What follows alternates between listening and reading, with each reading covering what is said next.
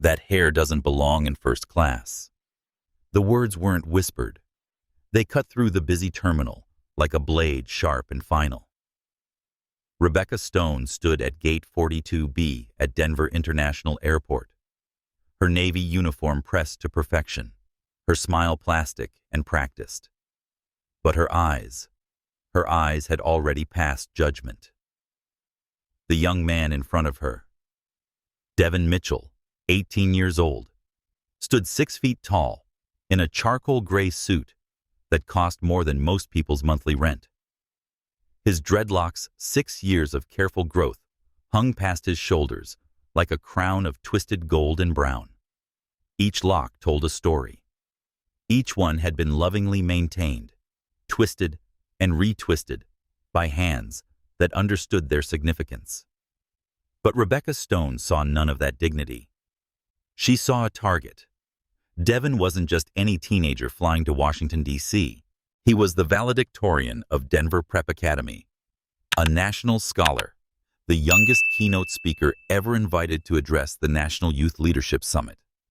His speech, titled "Carrying History Forward," was scheduled for tomorrow morning at the Kennedy Center.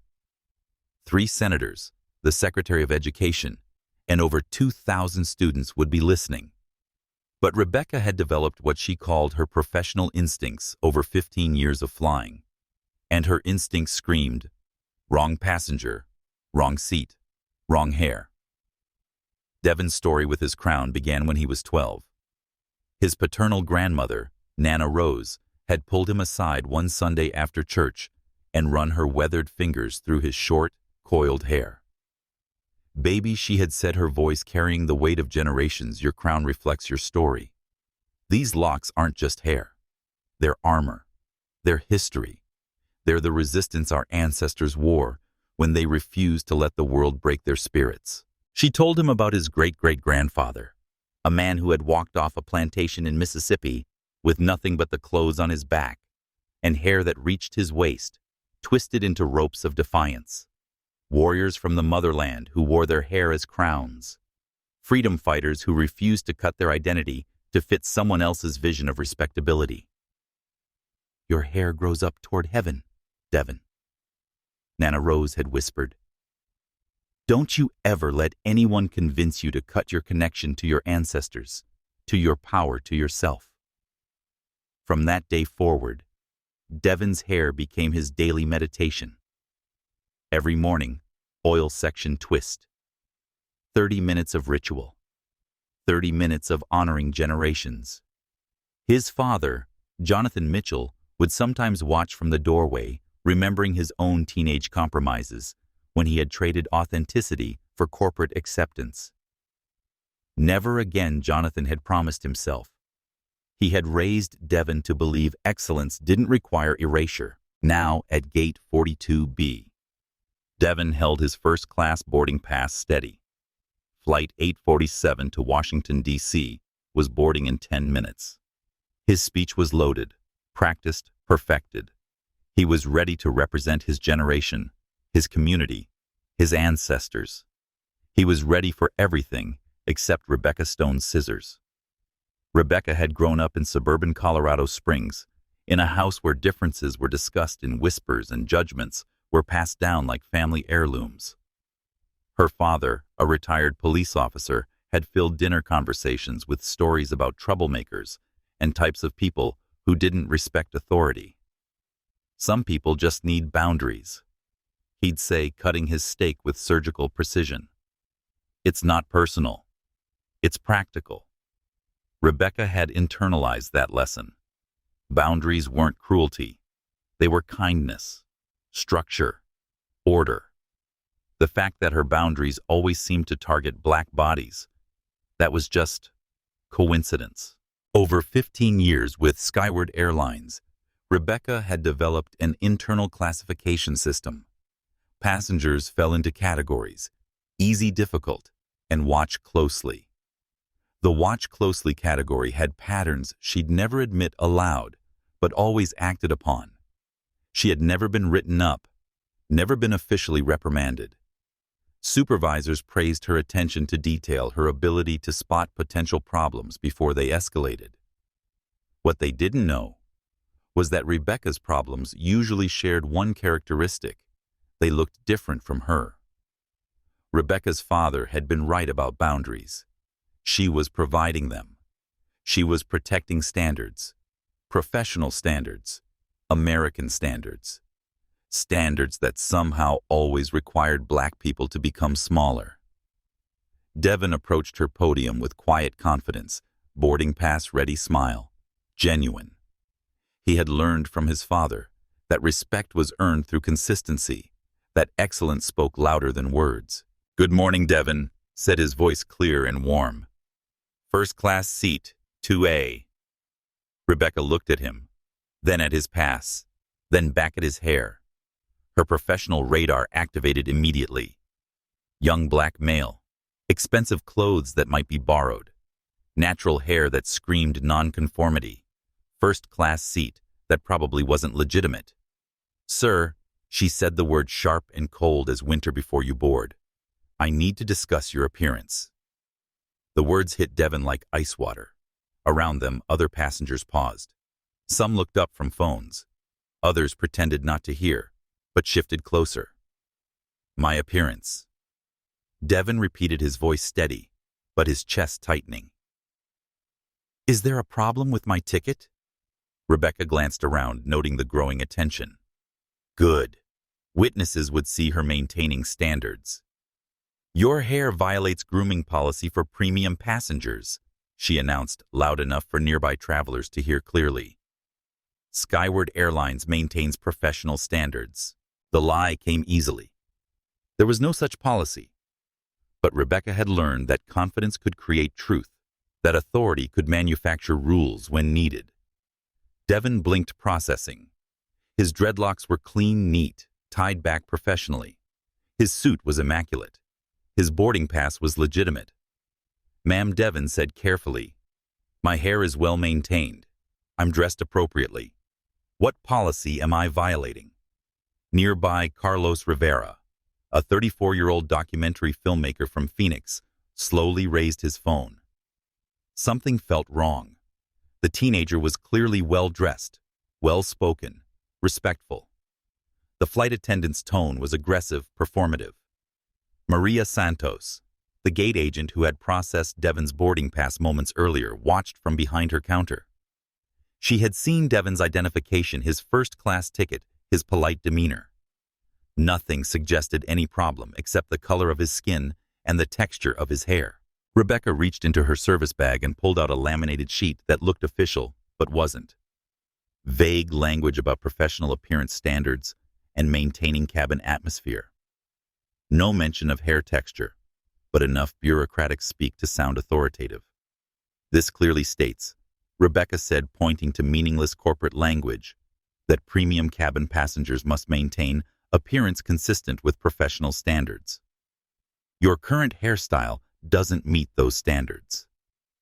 Then she reached into her bag again and pulled out scissors. The silver blades caught the fluorescent gate lighting like a weapon being drawn. The metallic sound of them opening rang through the boarding area like a bell tolling. Snick. Devon's world shifted. The busy airport became distant, muffled. The scissors in Rebecca's hands became the only thing in focus. Sharp, silver, surgical. "Cut it or catch the next flight," Rebecca said, her voice now carrying ultimatum weight. She raised the scissors higher. "Your choice." Time slowed. The boarding area, filled with business travelers and families, seemed to hold its breath. Carlos Rivera's phone was now openly recording. Maria Santos had stepped from behind her counter. Jennifer Walsh, a white marketing executive from Seattle, stopped scrolling emails and stared. Jennifer remembered her own son's first flight at Devon's age. How the gate agent had smiled, called him young man, treated him like royalty. This black teenager, better dressed than most adults, was being treated like a criminal. She started recording. Devon looked at the scissors, then at Rebecca's face, then at the growing crowd of witnesses. His Nana Rose's voice whispered in memory, "Your crown reflects your story, baby." Don't you ever let anyone convince you to cut your connection to your ancestors. But he was 18, alone, 3 states from home, facing a woman with scissors and institutional authority behind her. His flight was boarding. His speech was tomorrow. His future was waiting. And a stranger wanted to cut away 6 years of his identity because she decided it didn't belong in first class. Meanwhile, 200 miles away in San Francisco, Jonathan Mitchell sat in a glass-walled conference room on the 52nd floor of TechCore Industries building. Around him, 12 of the most powerful people in Silicon Valley discussed artificial intelligence, quantum computing, and federal contracts that could reshape their industry. Jonathan, at 46, had built TechCore from a 2-person garage startup to a $3.2 billion global empire. His innovations in cloud-based security systems protected data for governments, hospitals, financial institutions worldwide. He sat on university boards, advised senators on technology policy, graced magazine covers. But none of that mattered when his phone vibrated against mahogany. He glanced at the screen. Nana Rose. His mother never called during business hours unless something was catastrophically wrong. Jonathan excused himself and stepped into the hallway.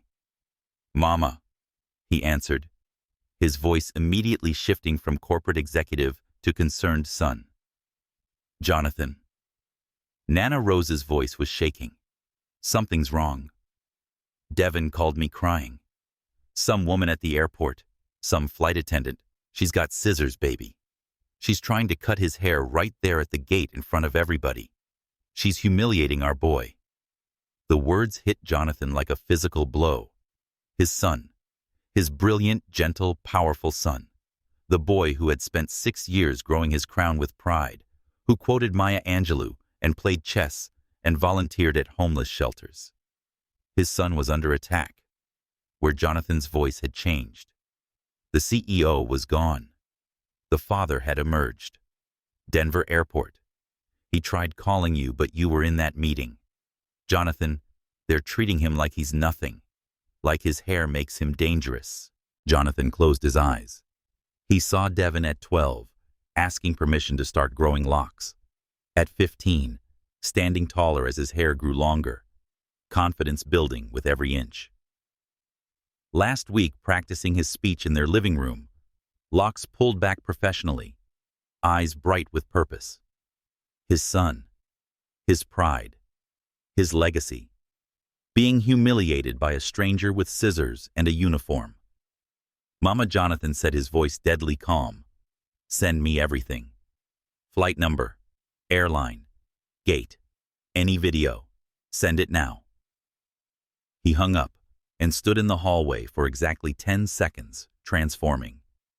The polished executive in the $3,000 suit became something more dangerous. A black father with power connections and absolutely nothing to lose. Jonathan opened his phone's contact list, scrolling past normal entries to a special section. Numbers that didn't need introductions. People who answered immediately. People who moved mountains with single phone calls. He had spent 25 years building this network, creating alliances, establishing power. For moments exactly like this one.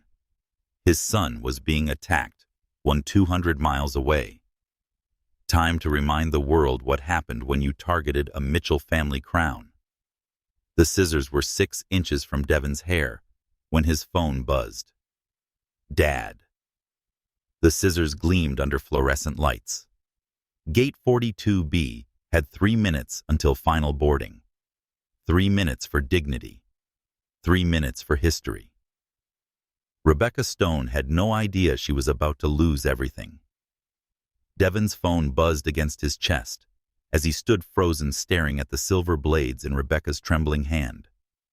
The boarding area around them had transformed into something resembling a coliseum, with passengers gathering in an unconscious circle around the unfolding confrontation. Carlos Rivera adjusted his phone-angle documentary instincts, screaming that he was witnessing something historically significant, something that would matter beyond this moment. Ma'am, Devon said, his voice steady despite the earthquake in his chest. Cutting my hair violates federal civil rights law. He paused, letting the legal weight settle. This is who I am. Rebecca's grip tightened on the scissors. 15 years of flying had taught her that authority worked best when applied swiftly and publicly. Hesitation invited challenge. Cut it or leave, she snapped back. I'm not running a debate club. From behind the United counter, Maria Santos stepped forward. She had processed hundreds of passengers that morning, but Devon had stood out for all the right reasons. Polite, well-dressed, legitimate first-class ticket traveling alone to what he had mentioned was an important speaking engagement. Excuse me, Maria called out, her voice cutting through the tension.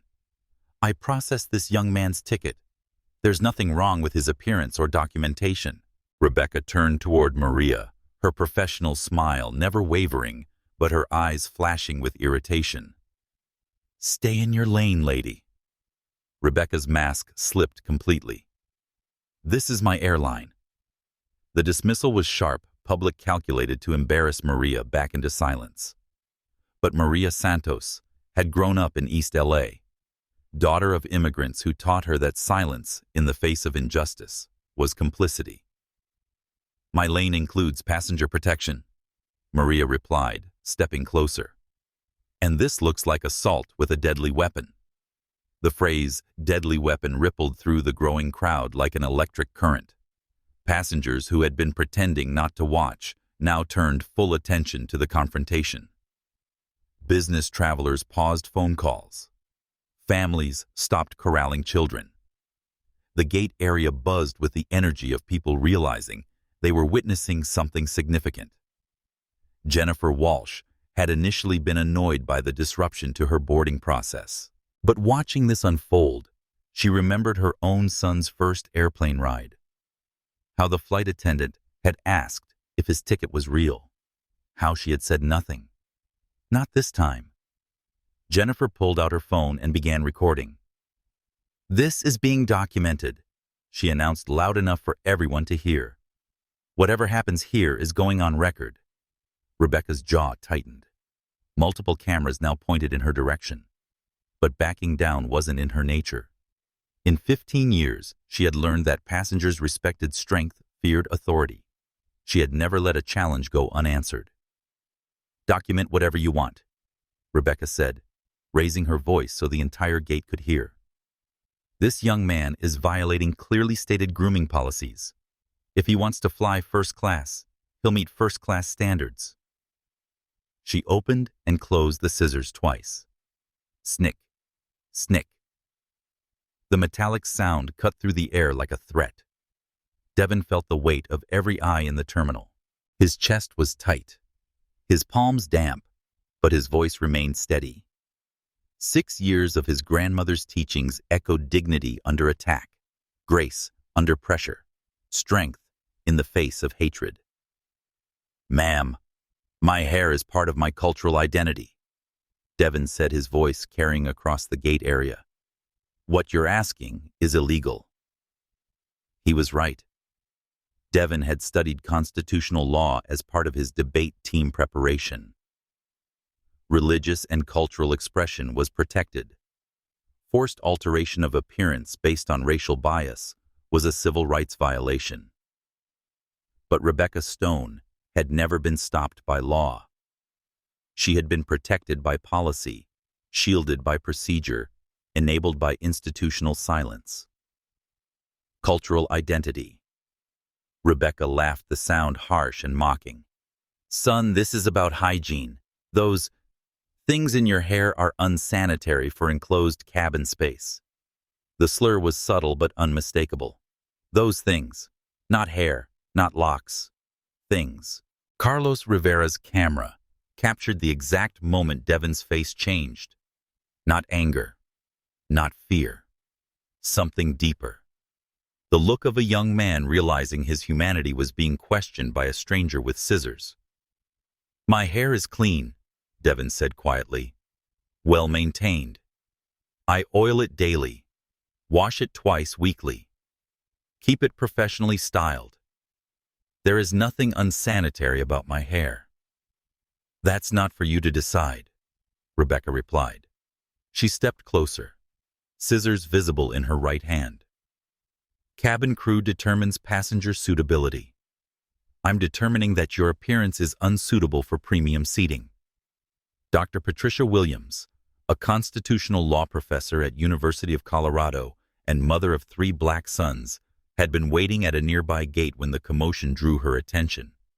She approached the growing crowd, immediately understanding what she was witnessing. "Excuse me, Dr. Williams," said her voice carrying courtroom authority. "Young man, what's your name and age?" "Devon Mitchell, ma'am." 18. Devon. "I'm a federal attorney. What this woman is doing is assault with a deadly weapon."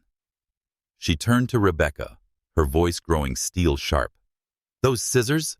That's a weapon when you threaten a minor." Rebecca faced this new challenger, sizing her up. Professional woman, well-dressed, clearly educated, dangerous. "Ma'am, this is airline business. Please return to your gate." "This became federal business the moment you pulled out scissors," Dr. Williams replied. "Forced grooming based on racial bias is a hate crime." The phrase hate crime rippled through the crowd like lightning. Passengers began murmuring, pointing, recording. The energy shifted from curious observation to moral outrage. Rebecca felt the change. 15 years of unchecked authority suddenly felt fragile. But she had committed to this course. Backing down now would signal weakness, invite future challenges. Final warning. Rebecca announced, her voice rising to address the entire gate. "Comply with grooming standards or forfeit your seat. I will not disrupt this flight for one passenger's vanity." She raised the scissors higher, making them visible to everyone watching. The terminal went quiet. Not airport quiet. Execution quiet. The kind of quiet that screams louder than words. Devon looked around the terminal. Dozens of faces stared back. Some sympathetic, some uncomfortable, some actively recording. He thought about his speech tomorrow, about students who would be listening, about the message he was supposed to deliver, about carrying history forward. How could he speak about dignity and pride if he let a stranger cut away his crown in an airport terminal? How could he honor his ancestors if he traded his identity for an airplane seat? But how could he miss the most important moment of his young life because of one woman's hatred? "Please," Devon said the word barely above a whisper, but somehow carrying across the silent gate. "Don't do this to me." The vulnerability in his voice hit the crowd like a physical blow. This wasn't a confrontation between equals. This was a teenager being attacked by an adult with institutional power. David facing Goliath, except David was 18 and alone and 200 miles from home. Rebecca heard the pleading and felt vindicated. This was how authority worked. Push hard enough, and even the most defiant passengers crumbled. "I'm sorry you're embarrassed," Rebecca said, not sounding sorry at all. "But policies exist for everyone's comfort and safety. Hold still." She stepped forward with the scissors. And Devon did something that surprised everyone, including himself. He sat down. Right there on the terminal floor, crossing his legs, like he was in meditation. Devon sat down and looked up at Rebecca with calm, steady eyes. "I won't stand while you assault me," he said quietly. "If you're going to cut my hair, you'll do it while I'm sitting on this floor in front of all these cameras, with all these witnesses watching." The crowd gasped. A teenager sitting on an airport floor, refusing to participate in his own humiliation, transforming from victim to protester in a single movement. Rebecca stared down at him, scissors still in hand, suddenly unsure. She had expected compliance or departure. She hadn't expected resistance that looked like this. "Get up," she commanded. "Get up right now." "No, ma'am," Devon replied. "If you want to cut my hair, you'll do it here with everyone watching, so there's no question about what really happened." Carlos Rivera zoomed in on Devon's face. calm, determined, unbroken. Then he panned to Rebecca standing over a seated teenager with scissors, looking like everything wrong with institutional power. Jennifer Walsh whispered to her phone, "This is incredible. This kid just turned a hate crime into a protest." Dr. Williams stepped closer. "Son, I want everyone to hear your name and your story." "Devon Mitchell," Devon replied, still sitting still looking up at Rebecca. "I'm 18 years old. I'm from Denver. I'm supposed to speak at the National Youth Leadership Summit tomorrow about carrying history forward." His voice carried across the terminal clear and strong. Passengers throughout the gate area could hear every word. "I grew my hair to honor my ancestors." Devon continued.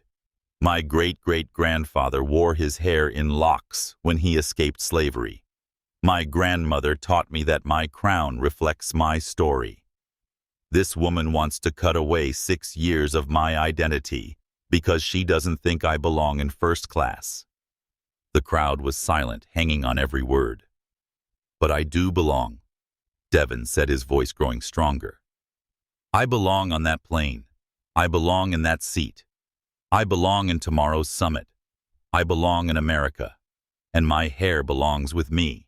Rebecca stood frozen, scissors in hand, realizing that every second she remained standing over this seated teenager made her look more monstrous to the watching crowd. "Get up," she repeated, but her voice had lost its authority. "Ma'am," Devon said gently, "I'm not going to help you humiliate me. If you're going to do this, you'll do it alone in front of everyone, so history can see exactly who you are." The words hit like a judgment. History would see exactly who she was, a woman with scissors standing over a seated teenager, demanding to cut his hair because she didn't like the way he looked. Rebecca's hand began to tremble. Around them, the crowd had grown to nearly 50 people. Gate 42B had become the center of attention for half the concourse. Passengers from other flights were walking over to see what was happening. Maria Santos had called her supervisor. Jennifer Walsh was live streaming to Facebook. Carlos Rivera was broadcasting to Instagram. Dr. Williams had texted her contacts at the ACLU. And in the center of it all, Devon Mitchell sat on the floor, looking up at his attacker with steady eyes and unshakable dignity. "This is your last chance," Rebecca said, but even she could hear the desperation in her voice. "Stand up and let me fix your hair, or forfeit your ticket." Devon smiled, not mocking, not angry, a sad, knowing smile. "Ma'am," he said quietly, "my hair doesn't need fixing. Your heart does." The crowd erupted, not in cheers or boos, but in the kind of murmuring that happens when people witness something they'll remember forever. Rebecca looked around at the faces surrounding her, all watching, all judging, all recording. She raised the scissors, and Devon closed his eyes, whispering a prayer his grandmother had taught him. "Give me strength to carry my crown with dignity, even when others try to take it from me." Rebecca reached for his hair, and that's when his father's phone call reached the airline. Not customer service, not a supervisor, directly to the CEO. Because Jonathan Mitchell hadn't built a $3.2 billion company by working through channels. The scissors were 6 inches from Devon's hair when Rebecca's radio crackled to life. "Rebecca Stone to gate services immediately. Rebecca Stone to gate services immediately. Priority Alpha. Priority Alpha meant emergency. Drop everything.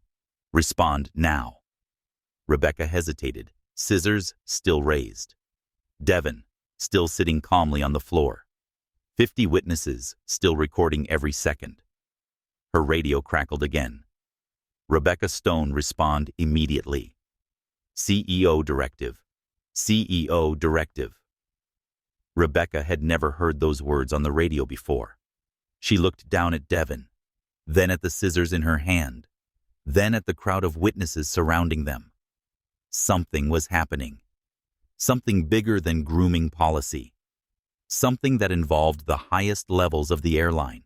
"Don't move," she told Devon, though he hadn't moved since sitting down. Rebecca keyed her radio. Stone responding. "What's the nature of the priority?" The response came immediately clear enough for the entire gate to hear. "Cease all passenger interaction immediately. Return to crew quarters. Federal authorities en route. Federal authorities." The words hung in the air like a death sentence. Rebecca looked at Devon sitting peacefully on the floor. His hair still untouched, his dignity intact. And for the first time in 15 years, Rebecca Stone realized she might have chosen the wrong passenger to target. Devon's phone buzzed against his chest. "Dad." He looked at the caller ID, then up at Rebecca, then at the crowd of witnesses surrounding them. "Ma'am," he said gently, still sitting on the airport floor. "I think my father might want to talk to your boss." Jonathan Mitchell stood in the hallway outside TechCore Industries conference room, his phone pressed to his ear, listening to his mother's voice shake with a rage he hadn't heard since his own childhood encounters with institutional racism. "They're live streaming it, Jonathan," Nana Rose said, her words tumbling over each other. "That woman has scissors. She's standing over our baby with scissors, trying to cut away everything we taught him to value about himself." Jonathan closed his eyes, seeing his son as he had this morning, confident, proud, ready to address the nation's future leaders. Devon had practiced his speech 3 times yesterday evening, each run-through more powerful than the last. And now, some stranger was trying to cut away his crown. "Send me the video," Jonathan said, his voice deadly calm. "Everything. Every link. Every live stream. I need to see what we're dealing with." "Already sent," Nana Rose replied. "Jonathan, do something. That boy is sitting on that airport floor like he's making a stand, but he's just 18. He's just a baby facing down a grown woman with power and scissors." Jonathan opened his email, clicked the first link, and watched his son sit down on Denver International Airport terminal floor, transforming from victim to protester in one fluid movement. Pride and fury warred in his chest. Pride at Devon's courage, fury at the system that had put his son in this position. Jonathan scrolled to his contact list. 25 years of careful relationship building. The invisible network of people who made decisions affecting millions. He started with the nuclear option. Amanda Torres answered her personal line on the second ring. "Jonathan, what a surprise." "Amanda." Jonathan interrupted, his voice containing no warmth whatsoever. "I'm looking at live footage of your employee holding scissors to my son's head." Pause. "Let it sink in. You have 180 seconds to fire her before I dismantle your airline piece by piece." Jonathan's voice dropped to a whisper. 179. 178. "Jonathan, I'm sure there's been some misunderstanding. 177. Your flight attendant Rebecca Stone, Gate 42B, Flight 847. She threatened to forcibly cut my son's dreadlocks because she decided they didn't meet grooming standards. There is no such policy. This is racial discrimination. This is assault.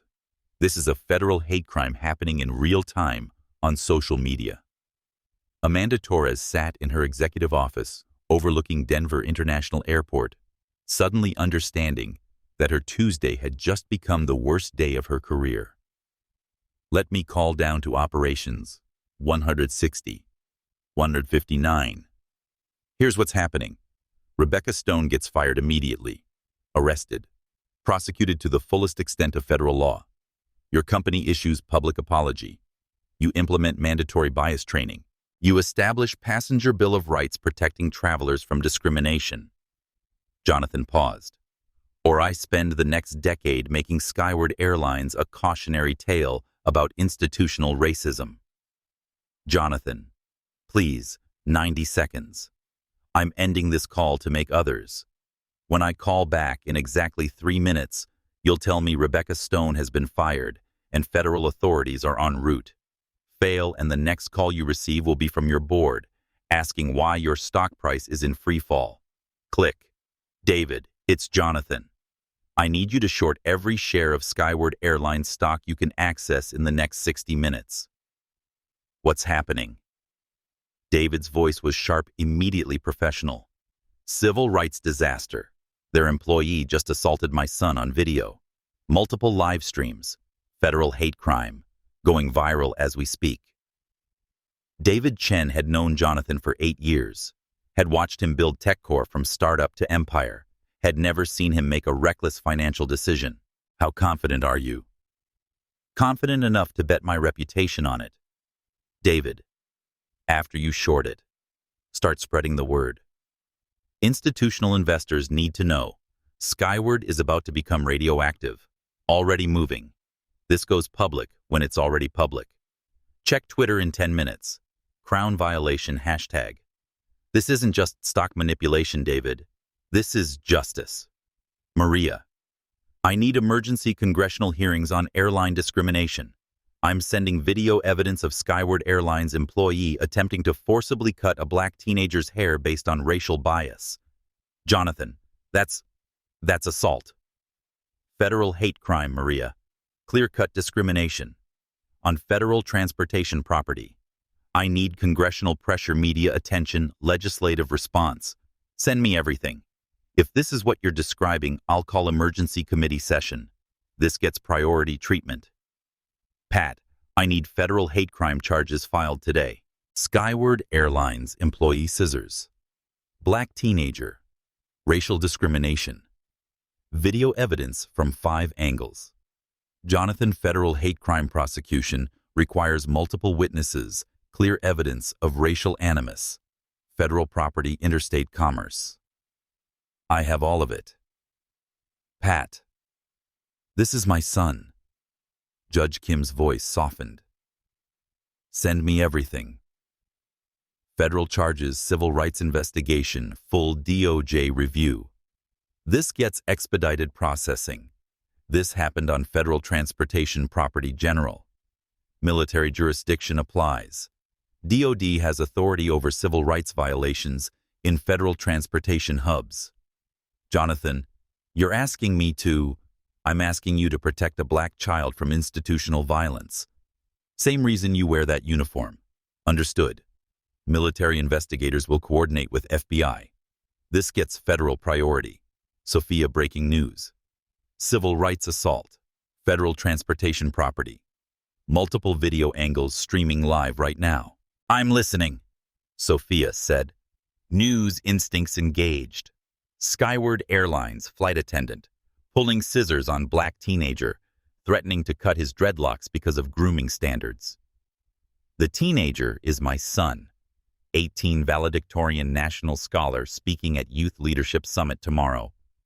Send me the links. How fast do you need this on air? It needs to lead tonight's broadcast. This isn't just my son. This is every black child who's been told their natural hair doesn't belong.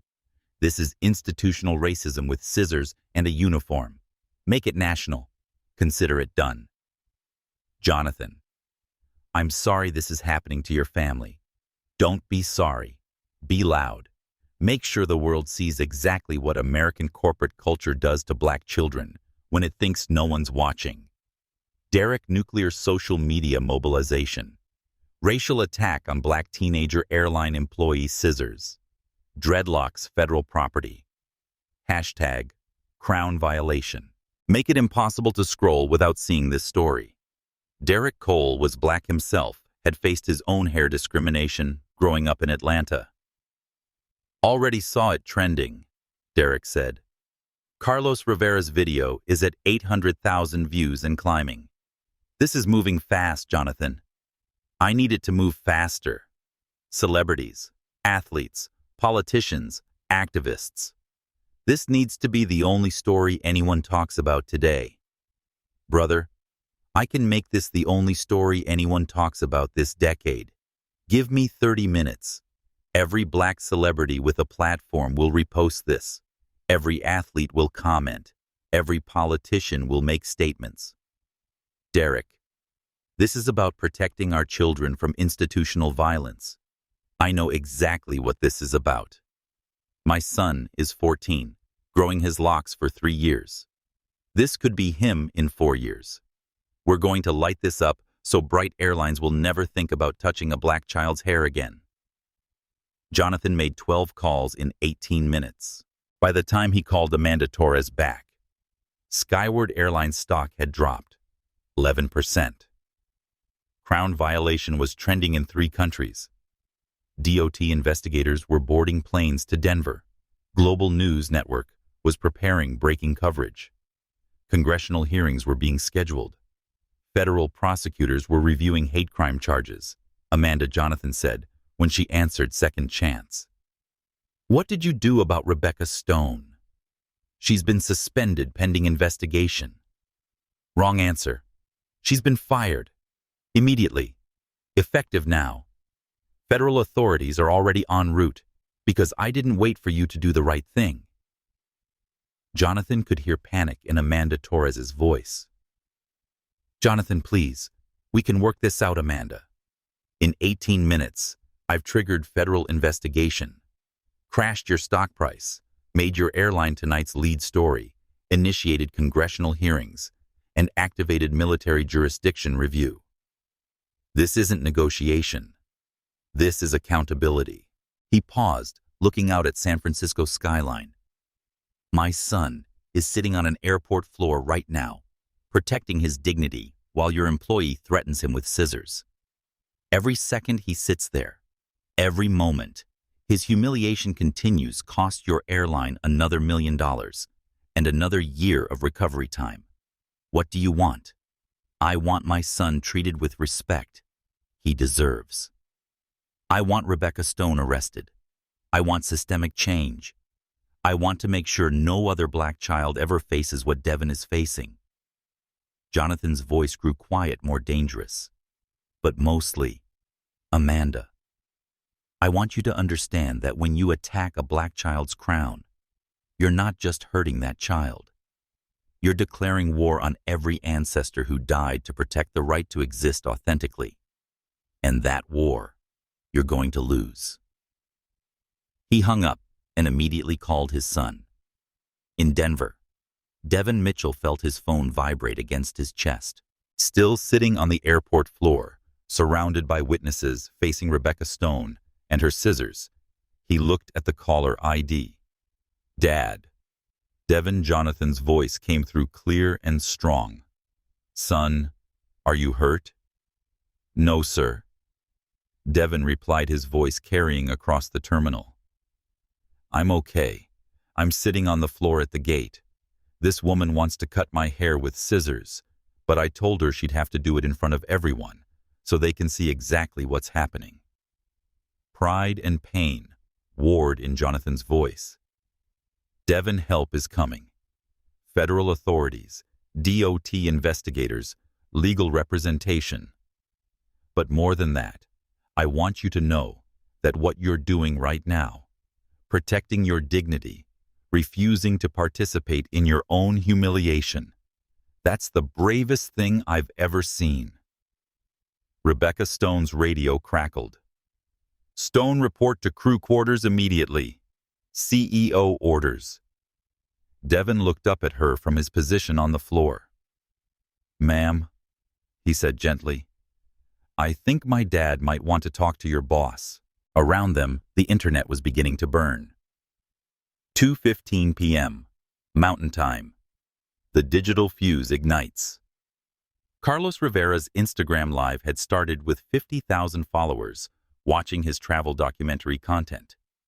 But social media algorithms, designed to detect and amplify emotional intensity, recognized something explosive happening at Gate 42B. 2:17 p.m. First platform. Cascade Instagram algorithm pushed the video into feeds across the platform. Views, 100,000, and climbing exponentially. Comments flooding in faster than the system could process. 2:19 p.m. Cross-platform contamination. Maria Santos's sister, a high school student in Los Angeles, screen-recorded Carlos's live stream and posted to TikTok. This is happening right now at Denver Airport.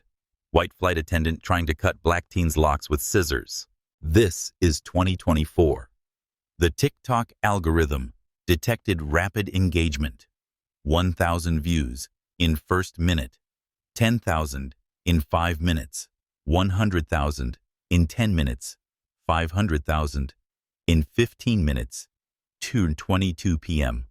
Celebrity. Amplification begins. The video reached Sarah Chen, civil rights attorney in Chicago, who forwarded to ACLU, NAACP, Legal Defense Fund, Southern Poverty Law Center. It reached Marcus Williams, sports agent in Atlanta, who sent to every professional athlete in his roster. It reached Dr. Angela Davis, sociology professor at Howard University, who shared with her 500,000 Twitter followers with historical context about hair discrimination. 2:25 p.m. The Derek Cole Network activates Derek's single message to 500 premium influencers. Priority amplification. Civil rights emergency. Crown violation. Hashtag. Make this unavoidable. 2:27 p.m. Jasmine Rodriguez. 2.3 m. Instagram followers posted Carlos's video to her story. This is why representation matters. This beautiful young king protecting his crown while adults try to steal it. Crown violation. Hashtag. 2:29 p.m. Marcus Thompson. 1.8 m. TikTok followers duetted the video. Y'all, this is somebody's son. Look how calm he is. Look how dignified. They're trying to cut his hair because they don't think he belongs in first class. This is America in 2024. 2:31 p.m. Keisha Washington. 3.2 m. Twitter followers quoted the video. The audacity of this white woman with scissors, thinking she gets to decide what parts of his black identity are acceptable for an airplane. The audacity. Crown violation. Hashtag. 2:35 p.m. The exponential explosion. Each share multiplied geometrically.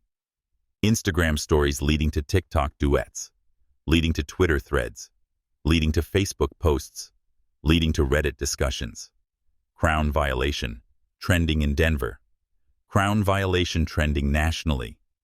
Crown violation trending internationally. 2:40 p.m. A-list. Celebrity cascade. The video reached LeBron James, who posted to his 52 million Instagram followers. This young king's courage is everything. Protecting his crown while they try to steal it. We see you, Devon Mitchell. We got you. Crown violation. Hashtag Beyoncé's team shared across all platforms. Politicians began crafting civil rights statements. Celebrities who had faced hair discrimination recognized the pain and power in Devon's resistance. 2:45 p.m. The human connection. But more importantly, it reached ordinary people. Black parents who saw their own children in Devon's face. White allies who recognized discrimination when they witnessed it. Teenagers who understood the courage required to stand up to adult authority. People of all backgrounds who recognized dignity when they saw it. Comments flooded faster than platforms could process. This young man has more grace under pressure than most adults. Protect him at all costs. I'm crying, watching this. The way he turned his humiliation into a protest. The strength. Why is a flight attendant walking around with scissors trying to cut a teenager's hair? This is insane. Look at his posture. Look at his voice. This is what strength looks like. I would die for this kid's composure. They're trying to break him, and he's just sitting there like a king. This is assault. Why is no one arresting her? 2:47 p.m. Financial markets react. Wall Street's sentiment analysis algorithms detected the viral negative content associated with Skyward Airlines. 2:48 p.m. First institutional sell-off. Fortress Capital begins dumping 15 million shares. Stock price $127.43 to $125.12. 2:52 p.m. Algorithm trading kicks in. High-frequency trading systems detect unusual volume. Stock price $125.12 to $122.84. Trading volume 847% increase. 2:56 p.m. Trading halt. Triggered. 20% single-day drop limit reached. Stock price $122.84 to $118.57. Market cap loss $400 million. 3:00 p.m. Panic selling resumes. Trading halt. Lifted panic continues. Stock price $118.57 to $114.23. Market cap loss $650 million. Portfolio managers called analysts. Analysts called research teams. Research teams discovered Crown violation. Hashtag 3:15 p.m. Corporate headquarters. Chaos inside Skyward Airlines. Corporate headquarters at Denver International Airport. Amanda Torres sat in emergency session with her executive team, watching their airline become the most hated brand in America in real time. Social media metrics. She asked her digital director. 7 million views across all platforms and climbing exponentially. The hashtag is trending in 12 countries. Global News Network is running breaking coverage. CNN has picked it up. This will be lead story on every evening news broadcast. Stock damage down 23% and falling. We've lost $800 million in market cap in 90 minutes. Trading volume at historic highs as institutional investors dump positions. Legal exposure. The general counsel looked pale. Catastrophic. Federal hate crime charges possible. Civil rights violations. Assault on a minor. We're looking at millions in damages. Federal investigations. DOT sanctions. This could trigger congressional hearings. 3:20 p.m. The global reach. Crown violation had transcended American social media. UK Twitter. Crown protection needed here too. British black youth face same discrimination. South Africa. Instagram. Devon's courage inspires our own crown protection movement. Brazil. TikTok. Afro-Brazilian students share Devon's story in university discrimination protests. France. Facebook. French Airlines reviewing policies after Devon Mitchell incident. The moment had become a global symbol of dignity, defended authenticity, protected institutional power, challenged. 3:25 p.m. Corporate sponsors flee. Luxury brands. Proud to be associated with Skyward's first-class experience, began pulling partnerships. 3:27 p.m. Ritz-Carlton terminates. 5-year co-marketing deal. 3:31 p.m. American Express suspends co-branded loyalty program. 3:34 p.m. Mercedes-Benz ends corporate travel partnership. 3:38 p.m. Rolex pulls airport lounge sponsorship. Travel blogs labeled Skyward, the face of corporate racism. 3:30 p.m. The whistleblower leak. A bombshell email leaked to national media revealed Rebecca Stone had 3 prior complaints filed against her, each involving black passengers, each quietly dismissed by HR. The story exploded across platforms. Exclusive Skyward Attendant. had history of racial discrimination. 3:45 p.m. Federal Response Agent Patricia Morrison, FBI Civil Rights Division, arrived at Denver International with DOT investigators and airport security briefed during the drive by watching viral videos on her tablet. This case would define federal hate crime prosecution for a generation. 3:47 p.m. The arrest. As federal agents approached Gate 42B, Carlos Rivera's live stream captured the moment. Y'all federal agents just arrived. This is really happening. Devon protected his crown, and now the whole system is protecting Devon. The arrest would be watched by millions in real time. Rebecca Stone, who had woken up that morning as a flight attendant, would go to sleep as a federal defendant in a civil rights case destined to be studied for generations. The crown she had tried to steal from Devon Mitchell had become the crown that brought down an empire. Final social media stats at 4:00 p.m. Total views across platforms. 12.3 million countries trending. 23 celebrity reposts. 147 news outlets covering 89 stock price drop. 27%. Market cap loss. $1.2 billion. Federal agencies involved. 4. Congressional inquiries. 6. Legal firms calling Devon's family. 23. Devon. Mitchell's quiet resistance had become the loudest voice for civil rights in a generation. The world was watching. The world would remember. The world had changed. 3:47 p.m. Mountain Time. Federal authority arrives. Agent Patricia Morrison approached Gate 42B with the weight of federal law enforcement behind her. The FBI Civil Rights Division had been briefing on this case during her 40-minute drive from the Denver field office, watching viral videos on her tablet, understanding immediately that this would define hate crime prosecution for a generation. The crowd of nearly 100 witnesses parted as she approached Devon, who remained seated on the floor with the quiet dignity that had already inspired millions. Devon Mitchell. Agent Morrison's voice carried across the silent terminal. "Yes, ma'am," Devon replied, rising gracefully for the first time since the ordeal began.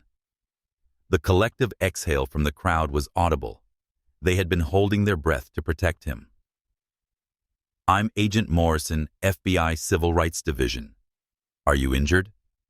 Devon touched his hair still intact, still crowned with 6 years of careful growth and ancestral pride. "No, ma'am." She didn't cut it, but she tried. She threatened to. In front of all these people. Agent Morrison turned to Rebecca Stone, who stood frozen near the gate podium, scissors still visible in her trembling hand, her face pale with the dawning realization that federal law enforcement had arrived specifically for her. The federal arrest, 3:52 p.m. "Ma'am, put down the scissors and come with us. I was enforcing airline policy." Rebecca said, her voice small and defensive. "I was doing my job." "Ma'am, there is no airline policy requiring passengers to cut their hair." Agent Morrison replied, her voice carrying across the terminal for all cameras to capture. "We've reviewed Skyward Airlines' official policies. What you attempted constitutes assault civil rights violation and federal hate crime charges." Dr. Patricia Williams stepped forward with her detailed documentation. Agent Morrison. "I witnessed the entire confrontation.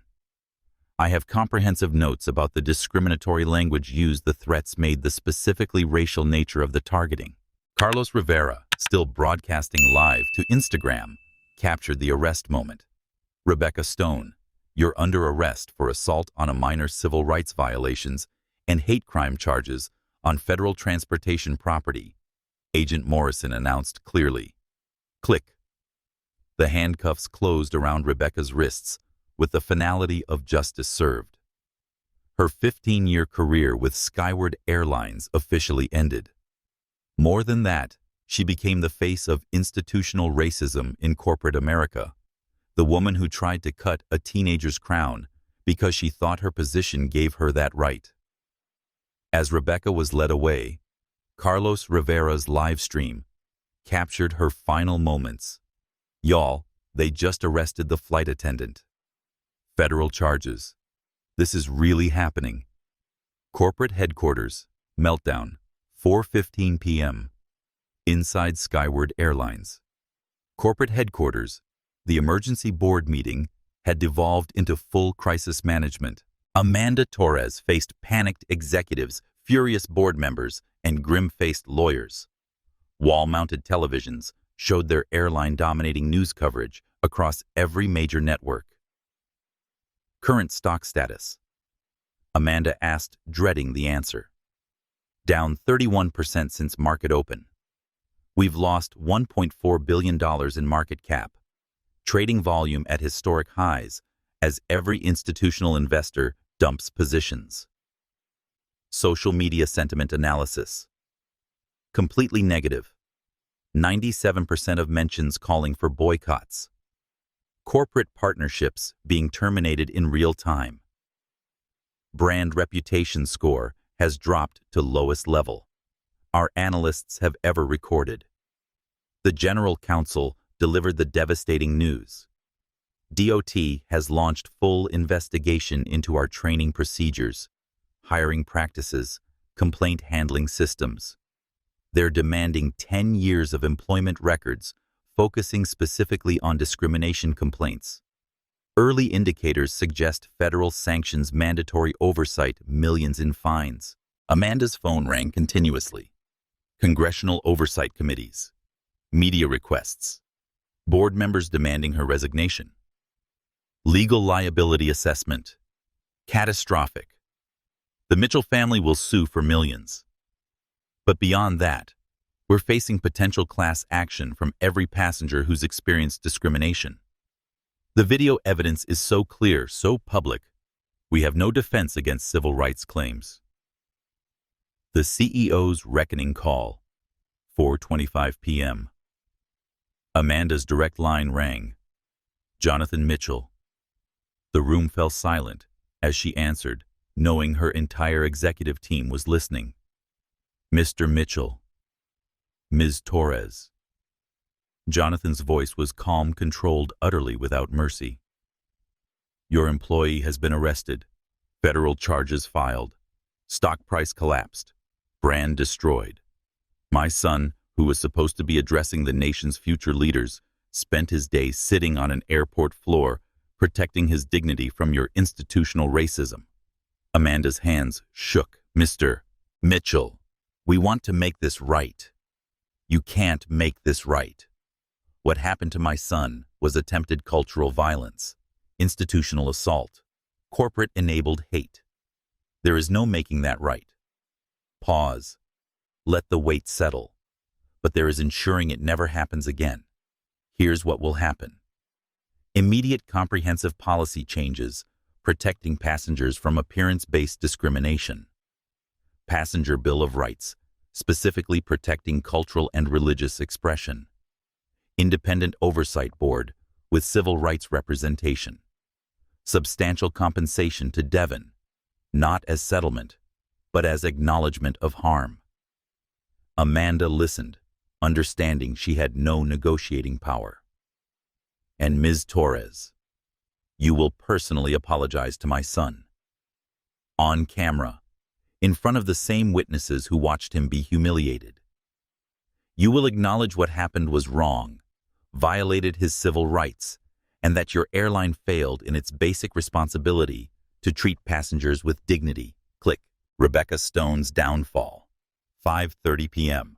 Rebecca Stone sat in a federal holding cell, her airline uniform replaced with orange jail clothes, her scissors confiscated as evidence of assault with a deadly weapon.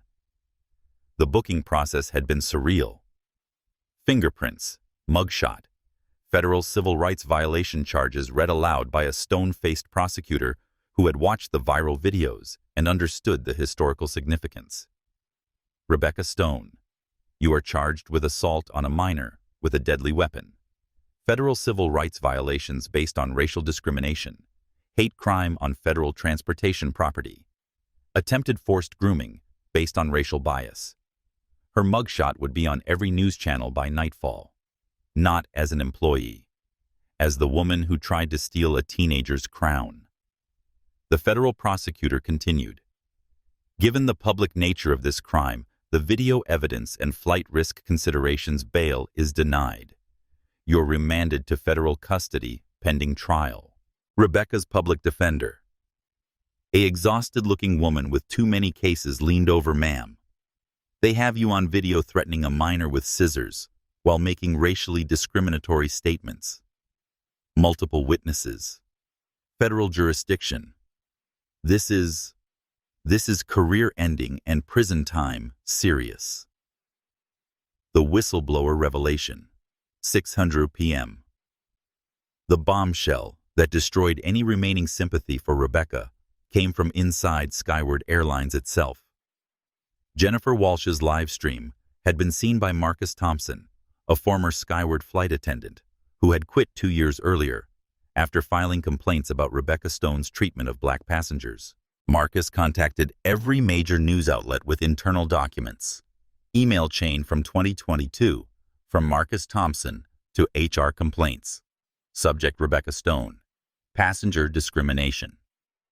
Rebecca Stone consistently singles out black passengers for random additional screening questions, the validity of their tickets, and makes comments about maintaining cabin standards that directly correlate with passenger race. I have witnessed this behavior on 12 flights. HR response: "Thank you for your feedback.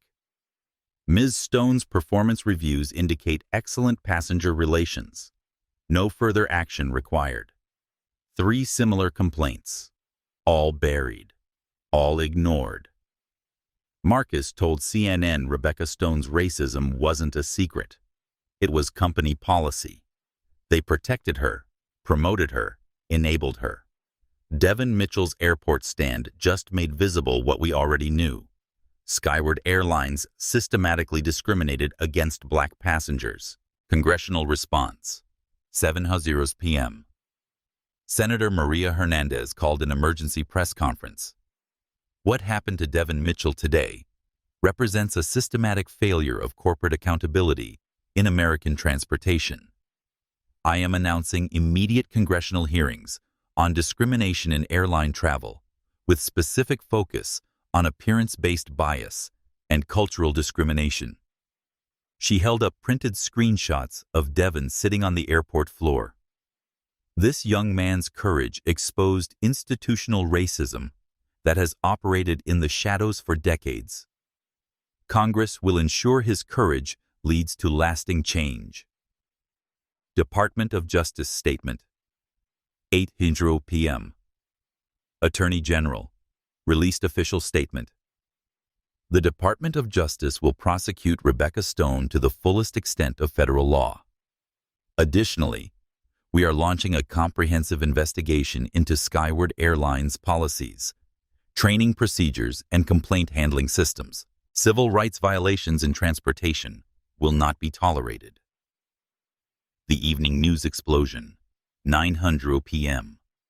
Every major network led with Devon's story. CNN teenagers airport stand. Sparks national conversation on discrimination. ABC.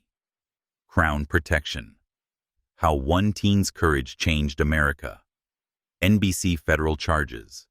Filed in airline hair discrimination. Case. CBS. Skyward Airlines. Stock crashes. After viral discrimination. Video. But the most powerful coverage came from Sophia Martinez at Global News Network, who had received Jonathan Mitchell's exclusive cooperation. Good evening. We begin tonight with a story about dignity, courage, and the power of refusing to be diminished. 18-year-old Devon Mitchell was supposed to fly to Washington, D.C. today to address the nation's future leaders. Instead, he ended up teaching the nation a lesson about authentic resistance. The segment ran Devon's full airport footage, His father's business network response, the federal arrest, the stock market collapse, and the emerging congressional investigation. This isn't just about one teenager's hair, Sophia concluded. This is about a generation of young people who refuse to trade their identity for institutional acceptance. And tonight, that refusal has changed America. As Tuesday became Wednesday, Rebecca Stone slept in a federal jail cell, facing decades in prison. Devon Mitchell slept in his own bed, his crown intact, his dignity protected his courage, having inspired a movement. The scissors intended to diminish had instead elevated. The crown she tried to steal had become the crown that crowned a generation. 2 weeks later, Kennedy Center, Washington, D.C. Devon Mitchell walked onto the Kennedy Center stage to thunderous applause that lasted 4 minutes and 17 seconds, timed by reporters who understood they were witnessing a generational moment. The Youth Leadership Summit had been transformed by his story. What was meant to be a standard conference had become a pivotal civil rights moment. The auditorium, designed to seat 200-300, was packed beyond capacity, with additional viewing areas throughout the building.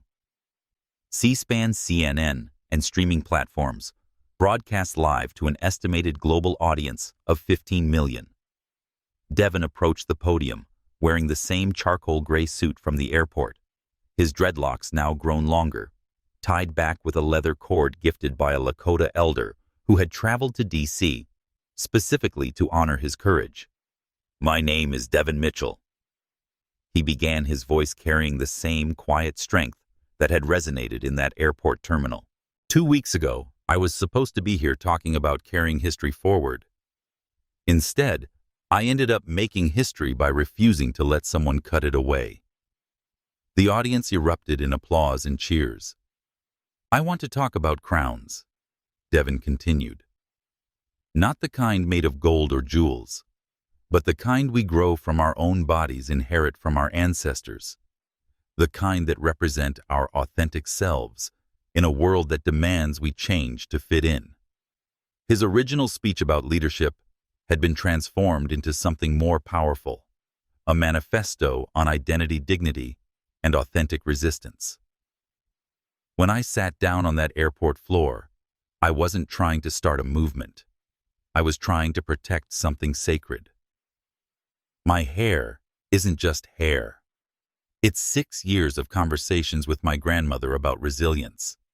It's ancestors who maintained identity even when the world tried to erase it. It's daily ritual of caring for something that grows from my body, connecting me to culture, family, authentic self.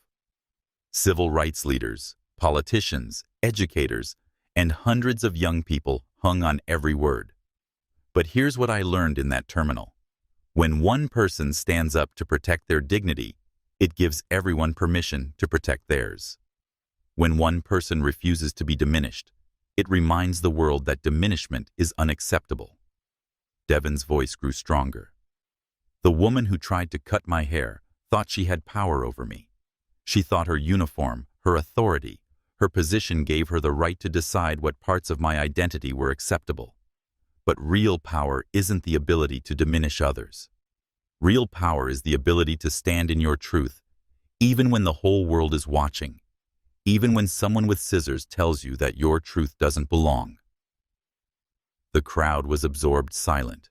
Since that day, I've received thousands of messages from young people told their hair was distracting their clothes, inappropriate, their accents, unprofessional, their existence somehow wrong for spaces they wanted to occupy. I want to tell them what my grandmother told me. Your crown reflects your story. Never let anyone convince you to cut your story short. Devon paused, looking at the sea of faces, seeing himself reflected in countless young people who had faced institutional rejection. But this isn't just about hair. This is about the right to exist authentically in America. The right to take up space without apologizing for the space you occupy.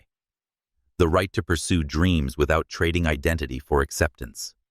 The speech was live streaming across every platform shared by celebrities, politicians, ordinary people who recognized truth.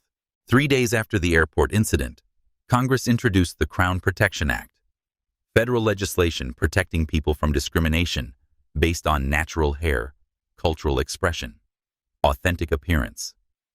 It passed both houses with bipartisan support, because sometimes when the whole country witnesses injustice, the whole country demands justice.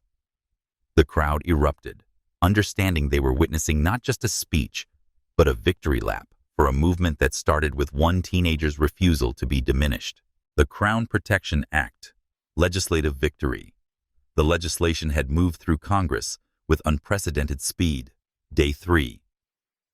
Bill introduced by Senator Maria Hernandez. Day 7. House committee hearings, featuring Devon's testimony. Day 12 Senate vote. 89-11 passage. Day 15. House vote. 367-68 passage. Day 18. Presidential signing ceremony. The act created comprehensive federal protections.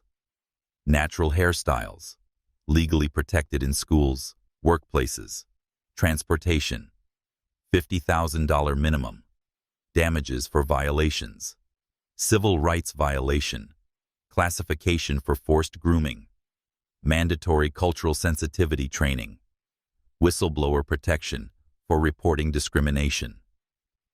Devon had been present at the signing, given the pen used to sign the legislation. Laws are just words on paper, unless we have courage to enforce them through daily choices, Devon continued in his Kennedy Center speech. Unless we speak up when we see discrimination, unless we stand up for each other's right to exist authentically. Crown Rise Foundation Impact. In 2 weeks, Devon's foundation had achieved remarkable scale, $4.7 million raised from 50,000 plus donors. Legal aid centers in 8 cities. 12 full-time staff members, 147 discrimination cases, supported 500 plus teachers, trained on cultural sensitivity. We've helped young people fight hair discrimination in schools. We've supported families pursuing legal action against employers. We've trained teachers on inclusive policies. But most importantly, we've reminded young people they don't have to choose between success and authenticity. The Q&A moment that changed everything. During the post-speech Q&A, a 12-year-old black girl from Baltimore raised her hand. Devon, I'm Zara. I was the girl who asked you about my school at the beginning. Remember Devon's face lit with recognition. This was the girl who had been sent home for her locks, who had asked whether she should cut them to avoid missing classes. Zara, look at you. Look at your beautiful crown. I kept growing them, Zara said proudly, just like you told me to. Crown Rise Foundation lawyers came to my school. Now I've never missed another day for my hair.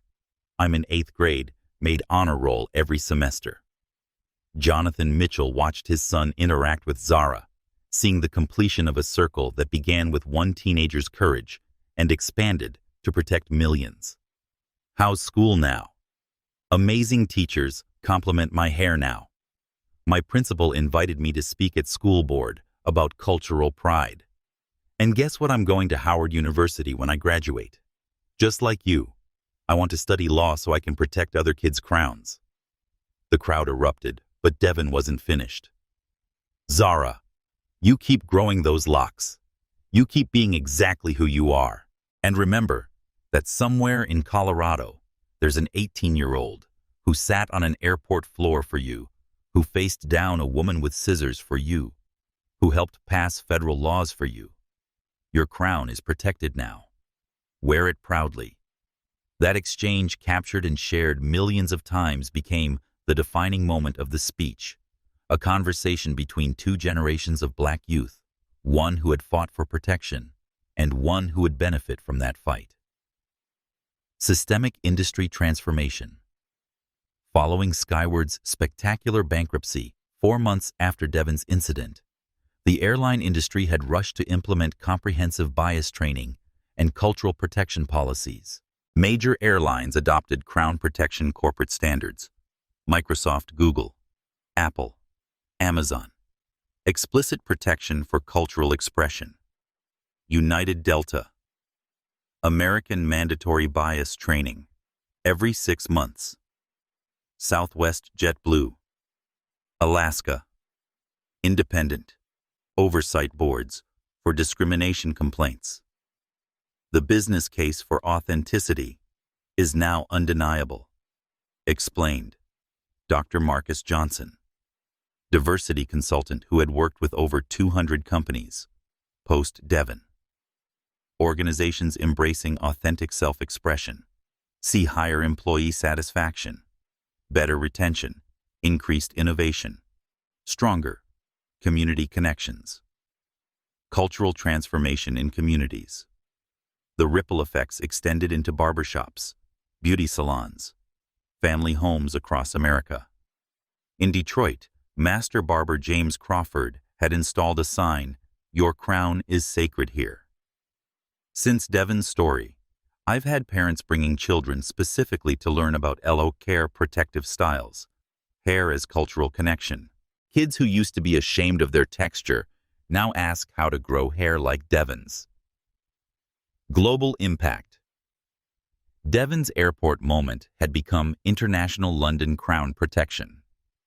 UK demanding similar legislative protections. South Africa. Students citing Devon's courage. Challenging university policies. Brazil. Afro-Brazilian activists using Crown Rise resources against workplace discrimination. France Airlines, reviewing policies after Devon Mitchell incident. His story had become a global symbol of dignity, defended authenticity, protected institutional power, challenged. Rebecca Stone's fate. Rebecca Stone had been sentenced to 18 months federal prison, $75,000 in damages to Devon, lifetime ban from transportation industry. Her case became required reading in law schools, a cautionary tale about institutional racism and individual accountability. Her mugshot remained iconic, not celebrated, but remembered as the face of everything wrong with giving unchecked authority to people who wielded bias as policy. The speech conclusion. "What happened to me at that airport was attempted cultural violence," Devon said, reaching his crescendo. "The belief that my natural state was unacceptable, that my connection to ancestors was unprofessional, that my identity was negotiable if someone with power decided it was." His voice grew quiet, but intense. But here's what Rebecca Stone didn't understand. You can't cut away someone's connection to their ancestors. You can't legislate away cultural pride. You can't policy away the power that comes from knowing exactly who you are and refusing to apologize for it. The audience was completely absorbed. The Crown Protection Act is now federal law. Hair discrimination is now a civil rights violation. Schools and employers and airlines can no longer hide behind grooming policies that target black bodies and cultural expression. Devon smiled, looking like the 18-year-old he was, rather than the movement leader he had become. But the most important protection doesn't come from Congress or courts or corporate policies. It comes from each of us deciding that dignity is non-negotiable, that authenticity is not a privilege to be earned, but a right to be protected, that our crowns, whatever they look like, are too sacred to be touched by other people's limitations.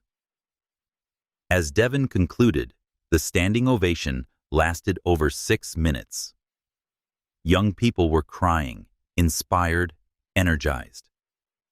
Adults were taking notes, making plans, committing to action.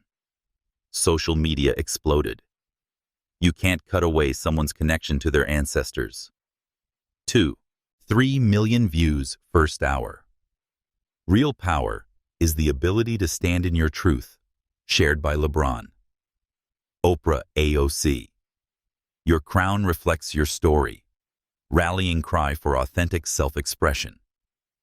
Devon had taught America that dignity defended becomes dignity multiplied, that authenticity protected becomes authenticity empowered, that sometimes sitting down in the face of injustice is the most powerful way to stand up for what's right.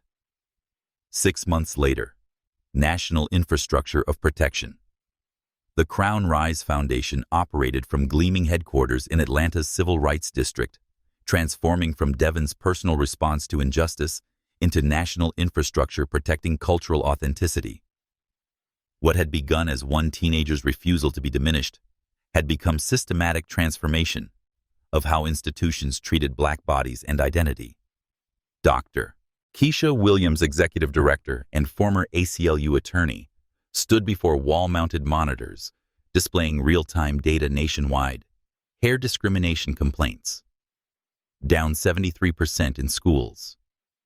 Crown Protection Act, legal victories, 94%.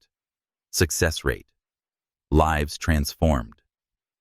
Immeasurable Devon's airport moment created what we call the dignity effect. Dr. Williams explained to visiting journalist Soledad O'Brien, when one person refuses diminishment publicly, it gives millions permission to refuse diminishment privately. Black students now stand up to dress codes. Black employees challenge workplace grooming policies. Black families demand respect in historically marginalizing spaces. Educational revolution. The Foundation's initiatives reached school districts in 47 states, training teachers and administrators on cultural sensitivity, implicit bias, and the difference between maintaining standards and enforcing assimilation. In Memphis, Principal Sarah Chen implemented Crown Rise curriculum that transformed her school's climate. Before training, we had teachers writing up Black students for distracting hairstyles without understanding the cultural violence they were inflicting.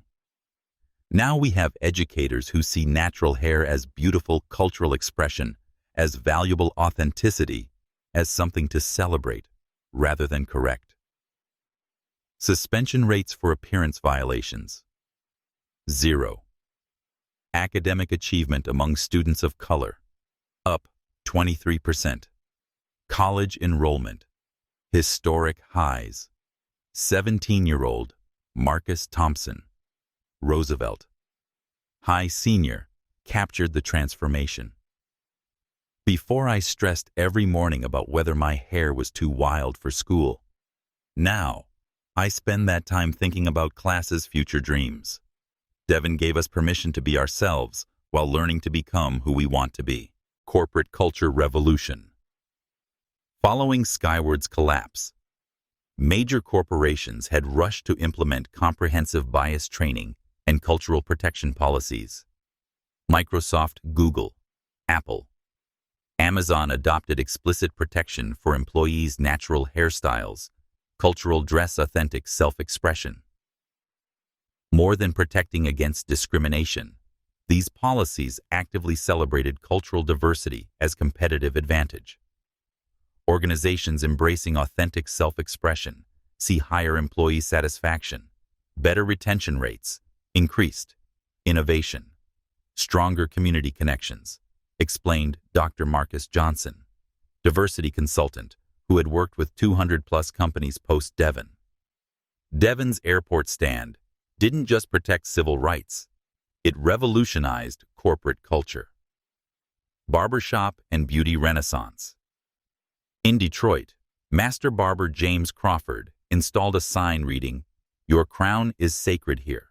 Since Devon's story went viral, parents bring children specifically to learn about LO Care protective styles, hair as cultural connection. Kids who used to be ashamed of their texture now ask how to grow hair like Devon's. The movement had created cultural celebration of natural hair, protective styles, authentic Black beauty, previously marginalized by Eurocentric standards. Legal landscape transformation. The Crown Protection Act enabled Department of Justice to pursue systematic investigations of institutions with appearance-based discrimination patterns. 12 school districts. Federal oversight. 7 major corporations. Substantial settlements. 3 State university systems. Policy revision after DOJ intervention. Beyond enforcement, the law created cultural change. Children growing up in a world where natural hair was federally protected, cultural expression legally valued, authenticity institutionally respected. Airline industry overhaul. The airline industry, devastated by Skyward's collapse and fearful of similar fates, became most aggressive in implementing Crown protection policies, flight attendant training, mandatory cultural sensitivity, education, passenger bills of rights, explicit appearance-based expression, protection, independent oversight boards, monitoring discrimination complaints. Devon's airport stand cost our industry billions, short-term admitted. Thomas Rodriguez, Continental Airways CEO. But it forced us to become better. Passengers feel more respected, employees are better trained. Industry reputation rebuilt on dignity rather than discrimination. Social media. Evolution. Crown protection. Hashtag had evolved from emergency hashtag to permanent movement, generating millions of posts, celebrating authentic self-expression, cultural pride, institutional accountability. Young people shared photos of natural hair, cultural dress, authentic selves with captions like, "Devon gave us permission to be beautiful," protected by courage crowned in pride. Parents documented children's confident self-expression, refusal to code switch, or culturally assimilate, authentic navigation of spaces historically demanding conformity. Global movement expansion. Devon's impact transcended American borders. London, Crown protection. UK, demanding similar legislative protections. South Africa, students citing Devon's courage, challenging university grooming policies. Brazil, Afro-Brazilian activists using Crown Rise Foundation resources to combat workplace discrimination. Canada, Federal Crown Protection Act, introduced in Parliament Australia. Aboriginal youth referencing. Devon's courage in cultural expression campaigns. The movement had transcended hair discrimination to become broader celebration of authentic identity in all forms. Academic and research impact. Dr. Angela Davis, renowned civil rights activist, had written extensively about Devon's impact on generational consciousness. This young man's airport sit-in represents a new paradigm of resistance, not just fighting against oppression, but actively protecting authenticity.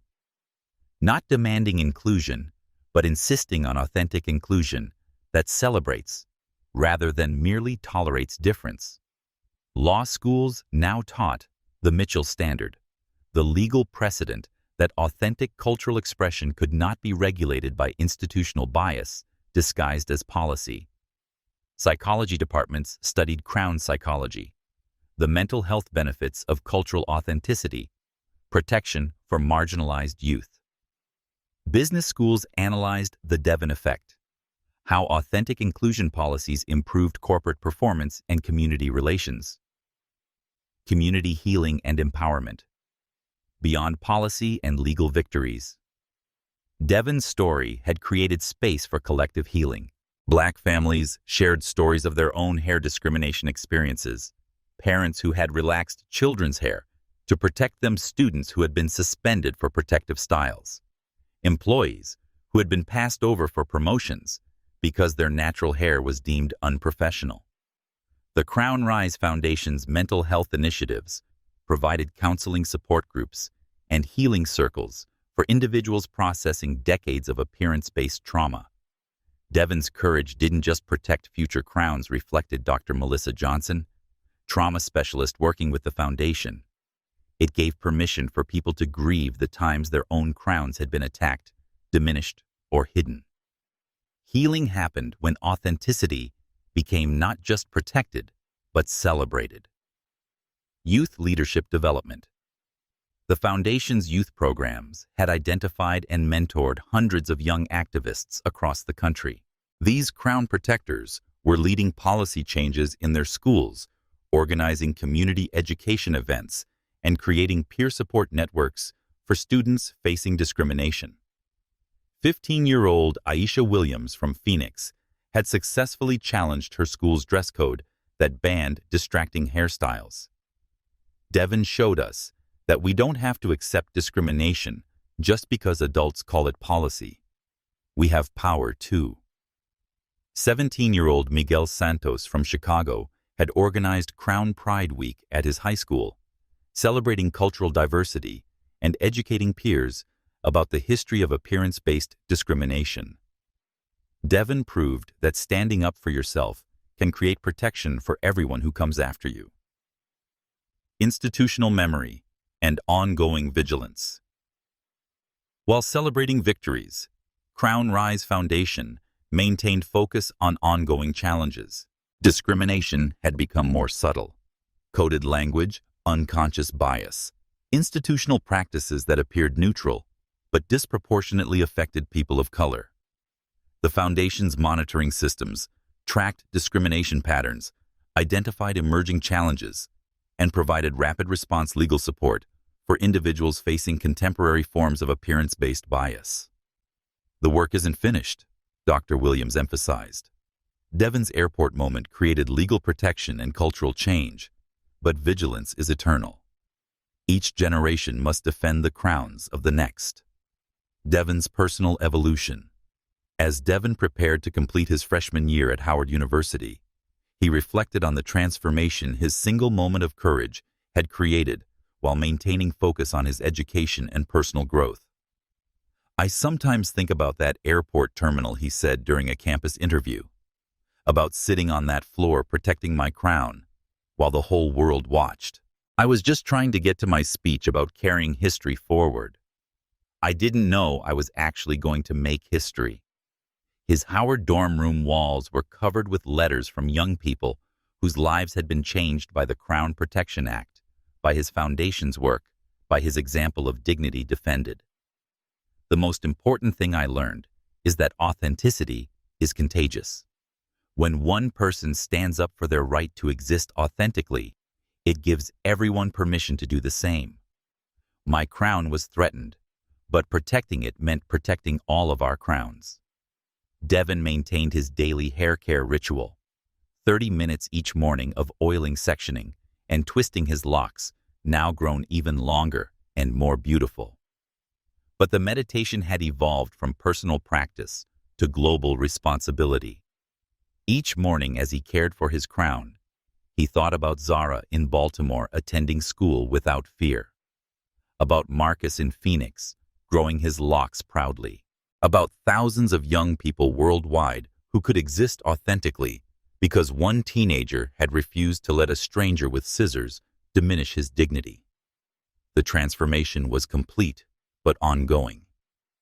Devon Mitchell had sat down in an airport terminal to protect his individual dignity. In doing so, he had stood up for an entire generation's right to exist authentically in America.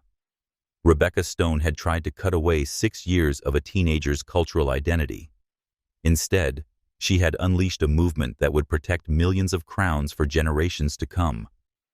The scissors intended to diminish had instead elevated an entire culture of authentic self-expression, turning one moment of attempted humiliation into a lifetime of protected dignity for countless others.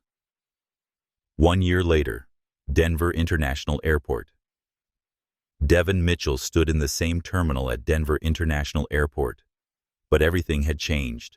Gate 42B, where he had sat on the floor defending his crown while the world watched, now featured a permanent installation, a bronze plaque reading, "Crown Protection Site, where dignity defended became dignity multiplied." Devon Mitchell, Civil Rights Pioneer, 2024. Devon wasn't alone this time. His parents, Jonathan and Lisa Mitchell, stood beside him along with Nana Rose, whose teachings about crowns and ancestry had given him strength to face institutional hatred with quiet dignity. They were returning from Howard University's commencement ceremony, where Devon had completed his freshman year with a 3.9 GPA, while simultaneously running a National Civil Rights Foundation and speaking at conferences worldwide.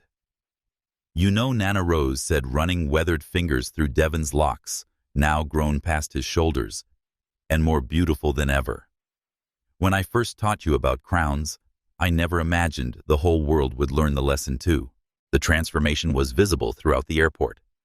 Crown Protection Act compliance notices were posted at every gate. Skyward Airlines had been replaced by Unity Airways, a new carrier founded explicitly on principles of inclusion and cultural celebration. Flight attendants wore pins reading "All crowns welcome here." But the deeper transformation was in the faces of travelers themselves. Black families moved through the airport with different energy, confident, unguarded, authentic. Children wore natural hair proudly. Teenagers carried themselves with knowledge that their identity was federally protected. Parents didn't nervously check their children's appearance before approaching gate agents. The full circle moment. A young black girl, maybe 8 years old, approached Devon near the memorial plaque. Her hair was twisted into beautiful locks, reaching her shoulders, adorned with colorful beads catching terminal lighting. "Are you Devon Mitchell?" she asked, her voice bright with recognition. "I am Devon," replied, kneeling to meet her at eye level. "My name is Zara," she said. "I was the girl who asked you about my school at the Kennedy Center." Remember, Devon's face lit with recognition. This was the 12-year-old from Baltimore, who had been sent home for her locks, who had asked whether she should cut them to avoid missing classes. "Zara, look at you. Look at your beautiful crown. I kept growing them," Zara said proudly. "Just like you told me to." Crown Rise Foundation lawyers came to my school. Now I've never missed another day for my hair. I'm in 8th grade now. Made honor roll every semester. Jonathan Mitchell watched his son interact with Zara, seeing the completion of a circle that had begun with one teenager's courage and expanded to protect millions of children like her. "How's school now?" Devon asked. "Amazing. My teachers actually compliment my hair now. My principal invited me to speak at the school board about cultural pride. And guess what? Zara's excitement was infectious. I'm going to Howard University when I graduate high school. Just like you. I want to study law so I can protect other kids' crowns."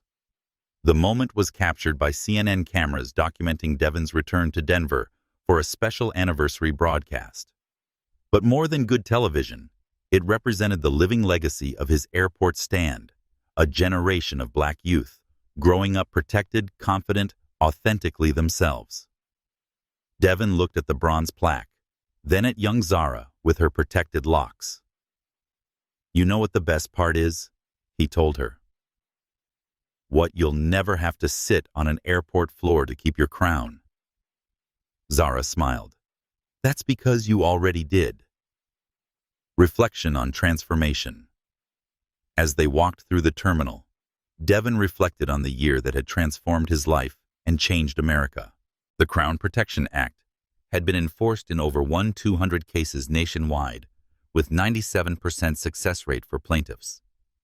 Hair discrimination had become not just illegal, but culturally unacceptable, relegated to the same category as other forms of obvious bigotry. Crown Rise Foundation now operated in 35 states, with legal aid centers, educational programs, and mental health resources for young people facing cultural discrimination. They had helped pass similar legislation in 12 countries, making crown protection a global human rights issue. Devon had been named Time magazine's most influential teenager, given keynote addresses at NAACP, National Convention, been invited to the White House to discuss youth activism and civil rights progress. But perhaps most meaningfully, he had helped create a world where no other 18-year-old would have to sit on an airport floor to protect their crown. Father-son bond. "Dad," Devon said, as they approached their departure gate. "Do you ever think about what would have happened if I had just let her cut my hair that day?" Jonathan considered the question seriously. "I think about it often, son. If you had chosen compliance over dignity, if you had traded your crown for convenience, the world would have lost something irreplaceable." He paused, looking around the bustling airport, where families of all backgrounds moved freely authentically, without fear of appearance-based discrimination. "But more than that, you would have lost something irreplaceable. The knowledge that your dignity is non-negotiable, that your authenticity is sacred, that your crown is worth protecting, no matter the cost." Lisa Mitchell added her perspective. "What I'm most proud of isn't the laws you helped pass, or the foundation you built, or the speeches you've given. I'm proud that when faced with institutional power trying to diminish you, you found a way to remain both strong and gentle, both resistant and graceful." The flight experience. As their flight boarded first class naturally with a black flight attendant, who complimented Devon's locks and thanked him for his courage, Devon settled into his seat with deep sense of completion. His phone buzzed with messages. "Carlos Rivera, 1 year later. Your airport video has been viewed 47 million times across all platforms. More importantly, it's required viewing in civil rights law classes, cultural sensitivity, training programs, and high school social justice curricula. Your courage is being taught as history now." Dr. Patricia Williams Devon. "I've been teaching constitutional law for 25 years, but I've never seen a single act of individual courage create such systematic change. You didn't just protect your own crown. You protected the constitutional right to authentic existence for millions of Americans. Nana Rose baby. Your great-great-grandfather would be so proud. You carried his crown forward and made sure it could never be cut away again." Universal message and legacy. Devon looked out the airplane window as they lifted off from Denver, the city where his life had changed, where he had learned that sometimes sitting down is the most powerful way to stand up, where he had discovered that protecting one crown means protecting all crowns. Below, the airport grew smaller, but the impact of what had happened there continued to ripple across the world. Children were growing up knowing their natural hair was beautiful and protected. Students were learning that authenticity was not just acceptable, but valuable. Parents were raising children who would never have to choose between their identity and their opportunities. Rebecca Stone's scissors had been intended to diminish a teenager's dignity. Instead, they had unleashed a movement that elevated dignity for an entire generation. As the plane reached cruising altitude, Devon opened his laptop and began working on his next speech, this one for the United Nations Human Rights Council, about the global impact of cultural protection legislation. But first, he typed a simple post on social media. "1 year ago, I sat on an airport floor to protect my crown. Today, millions of crowns are protected by law. Thank you to everyone who stood up by helping me sit down. Your crown is sacred. Wear it proudly. Crown protection #. The post would be shared millions of times, but its message was simple and eternal. Dignity defended becomes dignity multiplied. Authenticity protected becomes authenticity empowered. And sometimes, one teenager's courage to remain themselves can change the world's definition of what belongs." Devon Mitchell had kept his crown. In doing so, he had helped crown a generation. And in protecting his own dignity, he had taught the world that every crown, no matter how different, how natural, how authentic, deserves not just tolerance, but celebration. The teenager who had sat on an airport floor to protect 6 years of growth had grown into a young man whose courage would protect millions of crowns for generations to come. His story had ended where it began, with a young black man flying first class. His crown intact, his dignity unshakable, his authenticity a protected right rather than a negotiable privilege.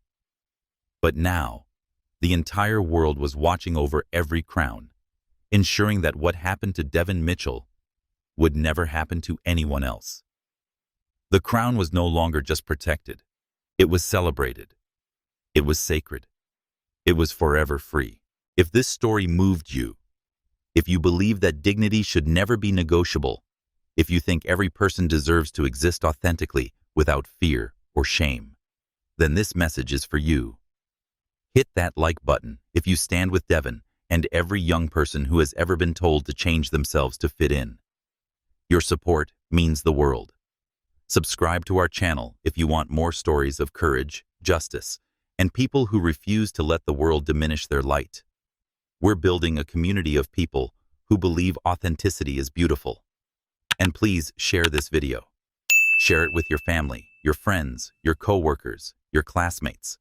Share it because somewhere out there, there's another young person who needs to hear that their crown is sacred, that their story matters, that they never have to choose between being themselves and being successful. Devon Mitchell sat on an airport floor so that millions of others would never have to. His courage became our protection. His dignity became our dignity. His crown became a symbol for every crown that deserves to shine. Remember, your crown reflects your story. Never let anyone convince you to cut your story short. Thank you for watching. Thank you for caring. Thank you for being part of the movement that says every crown deserves protection, celebration, and love. Keep your crown high. The world is finally learning to see its beauty.